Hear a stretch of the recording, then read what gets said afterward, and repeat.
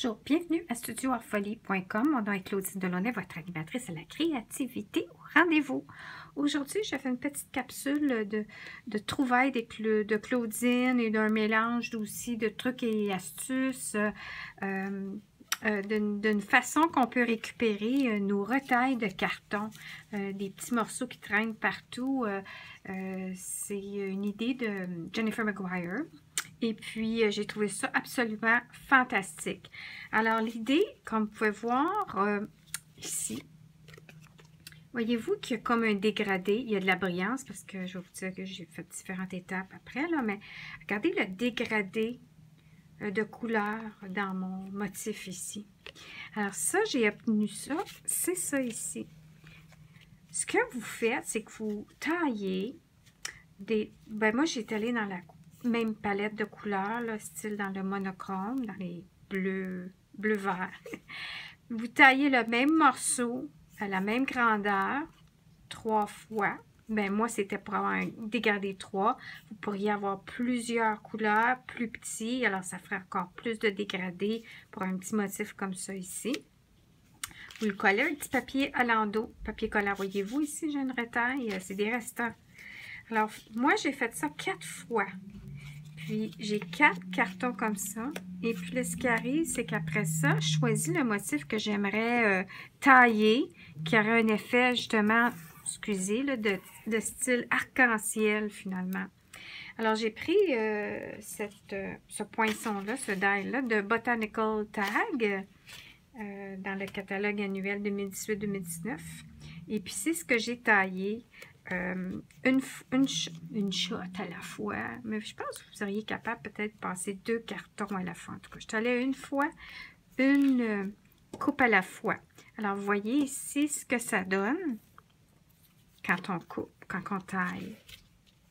Alors, l'idée, c'est que vous déposez, vous faites la première fois, vous déposez votre die sur votre carton que vous avez mis comme ça ici. Puis là, vous le passez, faites votre sandwich dans la Big Shot, comme d'habitude. Ensuite, il va rester... regardez, il va avoir le haut, puis le bas, il est plus long. Moi, je l'ai tout redécoupé après. Mais le carton, là, il arrive jusqu'ici. En tout cas, on le coupe. Il y a une partie du haut qui est découpée par la découpe, mais le bas, ici, ça reste attaché. Il n'y a pas de coupe.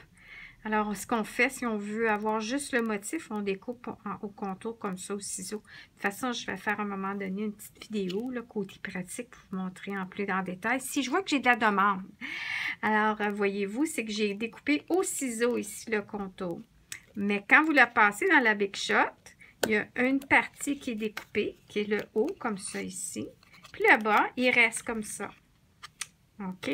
Alors, quand vous allez le refaire 3 autres fois, vous allez prendre votre découpe, ici le restant, placez-le pour repositionner au même endroit à chaque fois dans la Big Shot. Alors, on fait ça 4 fois. Vous voyez, j'ai gardé mes petites retailles. Non, elle a jappe pas. On s'en va bientôt. Alors, c'est la première chose. Là, maintenant, ce que ça donne après... Vous voyez, ça l'est un papier brillant que j'ai passé dans la Big Shot. Puis j'ai juste taillé ici le restant du carton après, là. Mais c'est ça. Fait que ça, vous pouvez le laisser comme ça pour faire d'autres projets ou sinon le tailler au ciseau. Alors ça, c'est la première chose. Ensuite, l'autre trouvaille, c'est que c'est ça. Vous collez une après l'autre avec des petites gouttes de colle Tombow.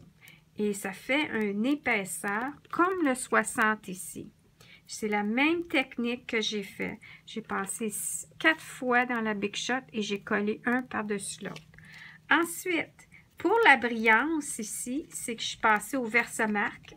J'ai tamponné le Versamark et puis là, j'ai mis de la poudre transparente. Et j'ai passé ça au fer à embosser. Maintenant, vous le refaites une deuxième fois après et puis vous retapez votre motif à relief comme ça sur votre tampon Versamark et vous remettez de la poudre et vous réchauffez à nouveau. Vous allez avoir 2 couches. Mais après, si vous en voulez encore plus, vous n'attendez pas que ça se refroidisse.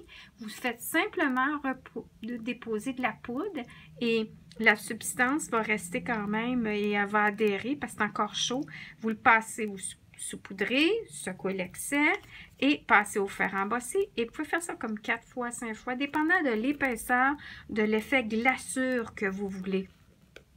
Alors, c'était ça mes trouvailles que je voulais vous montrer aujourd'hui. D'arriver, de récupérer, de faire un effet d'arc-en-ciel.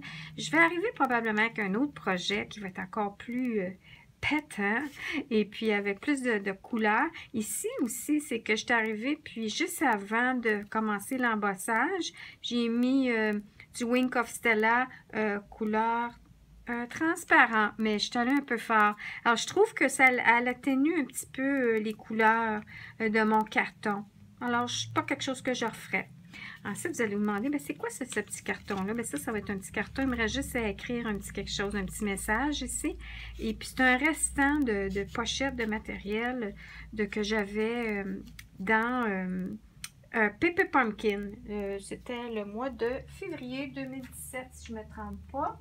Et puis, c'est ça. Attendez un petit peu, je regarde.